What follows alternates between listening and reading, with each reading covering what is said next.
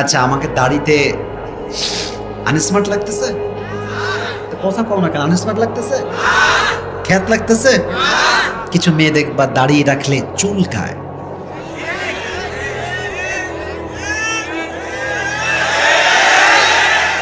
বলে দাড়িওয়ালা ছেলে বিয়ে করবা, গাঞ্জাখোর বিয়ে করবা। কিছু মেয়ে দেখবা দিনদার চরিত্রবান দাড়িওয়ালা পছন্দ হয় না, গাঞ্জাখোর দেখলে বলে ওয়াও এটাই তো আমার দরকার। বাসও খায় সেই লেভেলের। আমি অবাক হয়ে যাই যে দিনদার ছেলে বিয়ে করবে মেয়েরা রাজি হয় না, আর টিকটকার মাথার চুল এই পাশেও নাই মাঝে নাই, ছাপড়ি নাম্বার 1। দেখবা এই সমস্ত টিকটকারের পেছনে কিছু মেয়েদের লাইন লেগে যায়।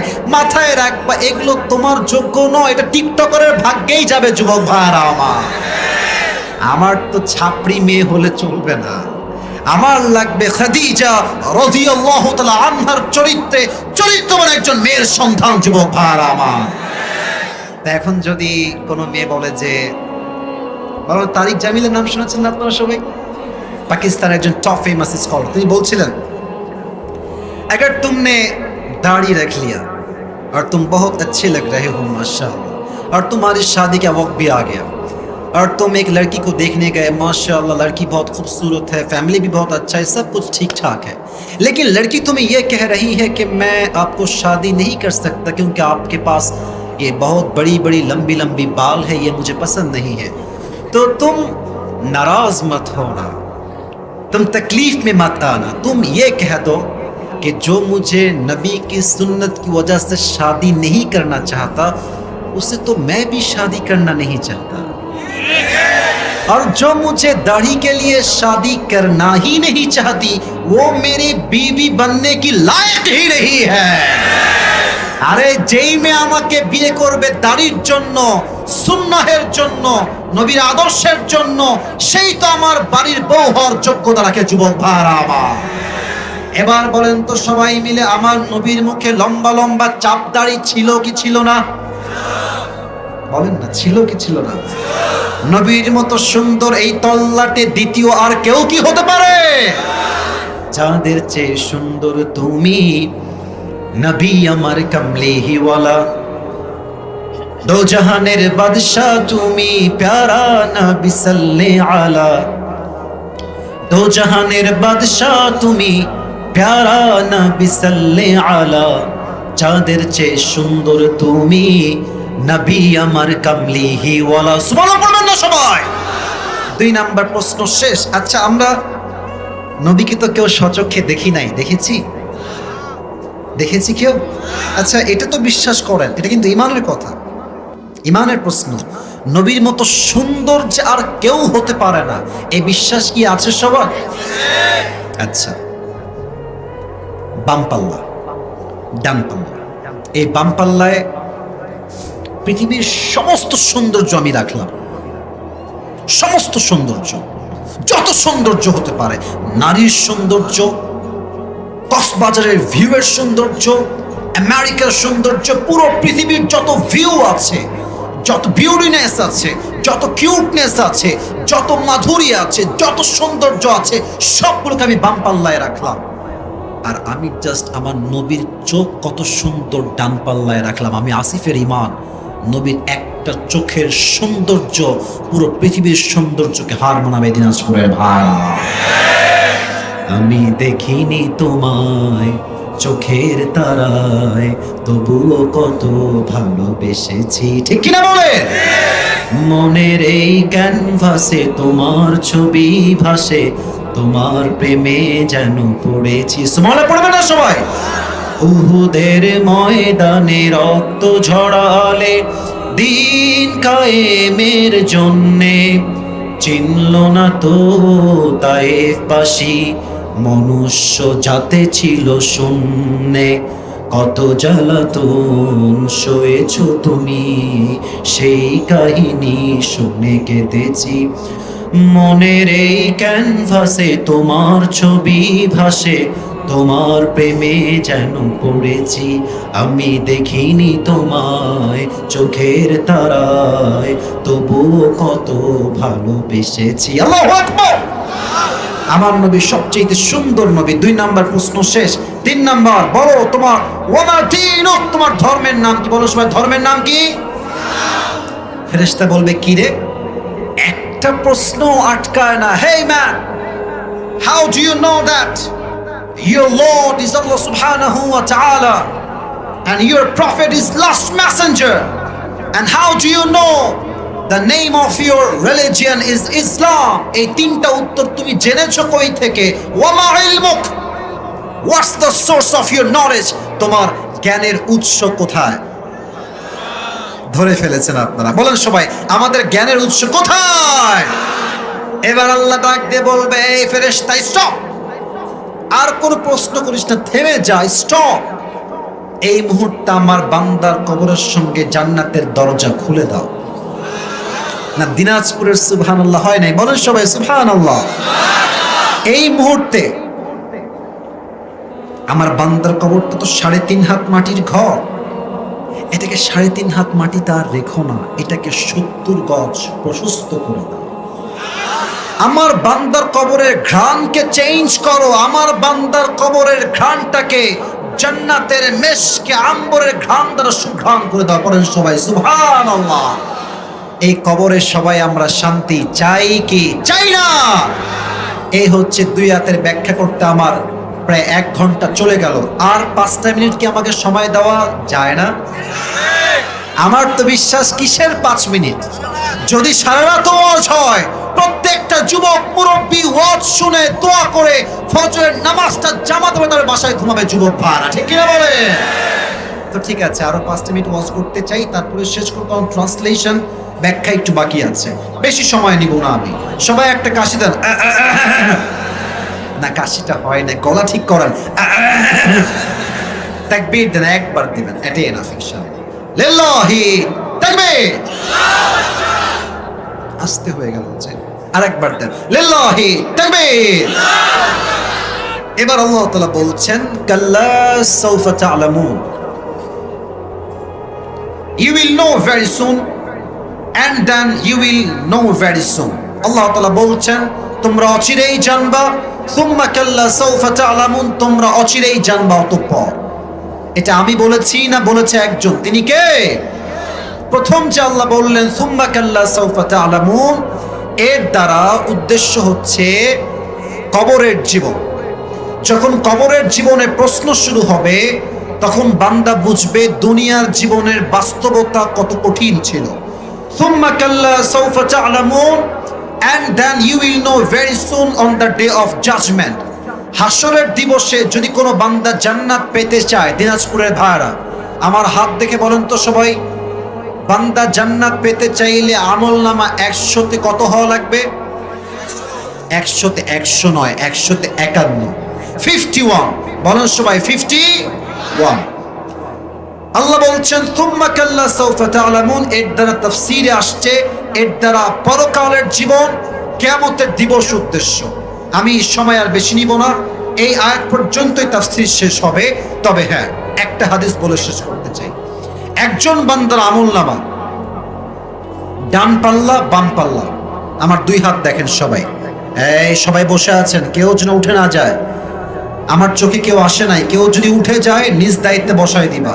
এখনই দোয়ার দিকে আমরা চলে যাবো ইনশাআল্লাহ। 2 হাত, এটা ডান আমল, এটা বাম আমল। আল্লাহ বলবে ওজন দাও, দেখা যাক সে জান্নাতি না জাহান্নামী, ওজন দেওয়া হবে। তো দেখবে যে এটাও 50, এটাও 50।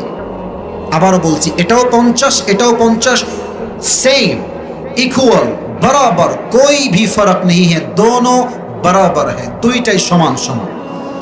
তো বলেন এবার বুঝে থাকলে উত্তরটা, এখন বান্দা জান্নাতে যেতে চাইলে আমল লাগবে আর কয়টা?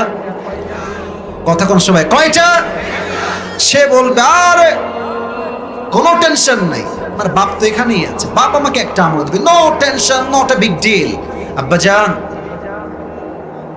একটা আমল দিলেই আপনার ছেলে জান্নাতি হয়ে যাবে। আব্বা বলবে বাবা কে? বাবা হাসি না, কে? কিসের বাবা? আমার তো দুনিয়ায় কোনো বউ ছিল না, ছেলে আসবে কই থেকে? গেট আউট ফ্রম হিয়ার, বের হয়ে যাও। ছেলে বলবে আব্বা তুমি আমাকে চিনছো না আব্বা, একটা আমলের জন্য চিনছো না, একটা আমল দিলেই জান্নাতে। আব্বা বলবে কিসের বাবা, বের হও, আমার কোনো ছেলে নাই, আমার কোনো বউ নাই, ও খরচ, গেট আউট ফ্রম হিয়ার, বের হয়ে যাও। যুবকটা হতাশ হয়ে মায়ের কাছে আসবে, আম্মা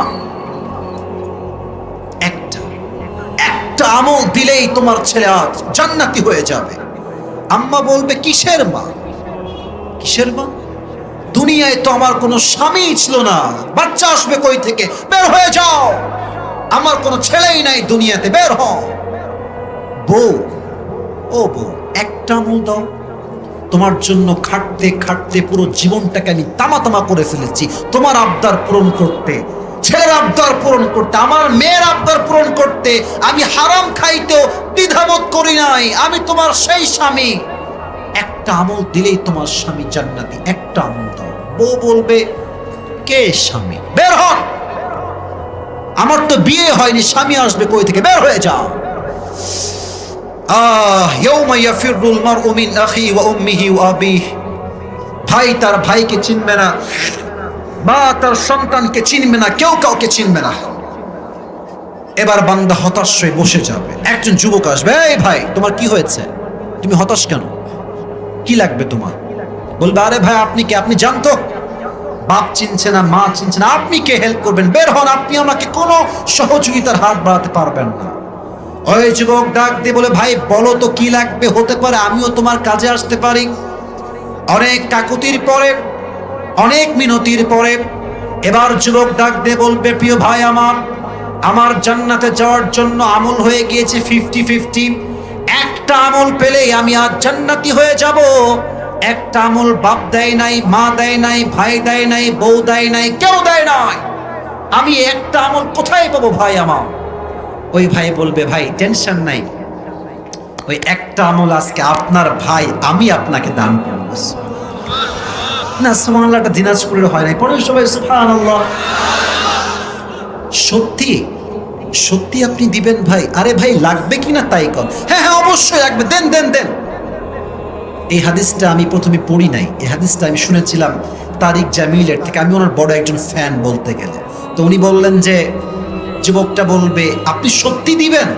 अरे यार मैं देने वाला हूं, तुम लेना चाहते हो कि नहीं ये तो पहले बताओ।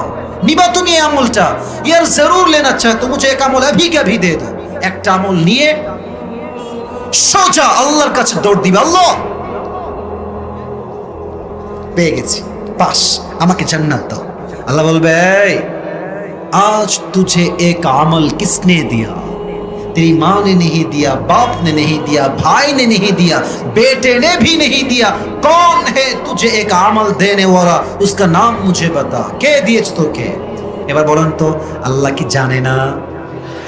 না এটা আসতে হয়ে গেল, আল্লাহ কি জানে না? আল্লাহ কি দেখে না? আল্লাহ কি বোঝে না? আল্লাহ তো ভালোবেসে জিজ্ঞেস করছে কে দিয়েছে তোকে আমলটা? যুবক বলবে হ্যাঁ দাখি, ये जो मेरे भाई है इसने मुझे आज एक আমল दिया है, এই ভাইটা আমাকে আজ একটা আমল দিয়েছে। তো তারিক জামিল বললেন যে আল্লাহ বলবে doesn't make any sense, तेरा दिमाग तो ठीक है, हाँ? बाप ने नहीं दिया, माँ ने नहीं दिया, भाई ने भी नहीं दिया, बीवी ने भी नहीं दिया, कोई भी देने वाला नहीं है, तूने किस लिए दे दिया, क्या वजह है, তুই কেন দিলি? ওই বান্দা বলবে আল্লাহ मेरे पास अमल है बस एक ही अमल, अगर ये है तो भी मैं जहन्नम में जाऊंगा, अगर ये एक अमल नहीं है तो भी मैं जहन्नम में जाऊंगा। আমার কাছে আছেই মাত্র একটা। বলেন সবাই আছে কয়টা? ये रहे तो भी मैं जहन्नमी हूं, अगर ये ना रहे फिर भी मैं जहन्नमी हूं। तो मैंने सोचा कि अगर मेरी एक अमल से मेरी और एक भाई जन्नत में चला जाए तो मुझे इस बात में क्या टेंशन है, क्या फिक्र है। मैं मेहरबानी करके मेरी भाई को एक अमल अल्लाह के नाम पे सदका कर दिया, আমি আল্লাহর নামে দান করে দিয়েছি, দয়া করে মায়া করে। আল্লাহ বলবে হ্যাঁ কি তুমি কি আমার চাইতে বেশি দয়াময় হতে চাও? নো নো নো, আনার রহমান আনার রহিম, I am the most merciful, I am the most gracious, I am the most kindful Lord. मुझसे बड़ा मेहरबान और कोई नहीं हो सकता. अब सुनो मेरी ऐलान, तुझे जो एक अमल मिल गई है, 51 हो गया है, तू जन्नत में चले जा. लेकिन अकेले जन्नत में मत जाना, तू भी जन्नत में जा. जिसने तुझे एक अमल अल्लाह के नाम पे मेहरबानी करके दे दिया, तू भी जन्नत में जा. उस बंदे को साथ में लेकर दोनों एक साथ जन्नत में चले जा. एका जन्नते जेओ ना. তোমার ভাই যে তোমাকে আজকে একটা আমল দয়া করে দান করেছে, আল্লাহর উপরে ভরসা করে দান করেছে, তুমি একা যেও না, তুমিও যাও. তোমার ওই ভাইকে নিয়ে একসঙ্গে দুইজন জান্নাতে মজ মাস্তি করো, যাও প্রবেশ করো. সুবহানাল্লাহ. সুম্মা কাল্লা সাউফা তা'লামুন. কিয়ামতের কঠিন দিবসে যখন বান্দার আমলনামার ওজনে কম বেশি হয়ে যাবে, বান্দা তখন বুঝবে এই দুনিয়ার পুরো জীবনটা চাকচিক্য ছাড়া, ধোঁকা ছাড়া, তামাশা ছাড়া আর কিছুই ছিল না দিনাজপুরের ভাই. ঠিক কিনা বলে? আল্লাহ সবাইকে আমি অথম যা যা বলেছি আমল করার তৌফিক দান করুন. সবাই বলেন আমিন.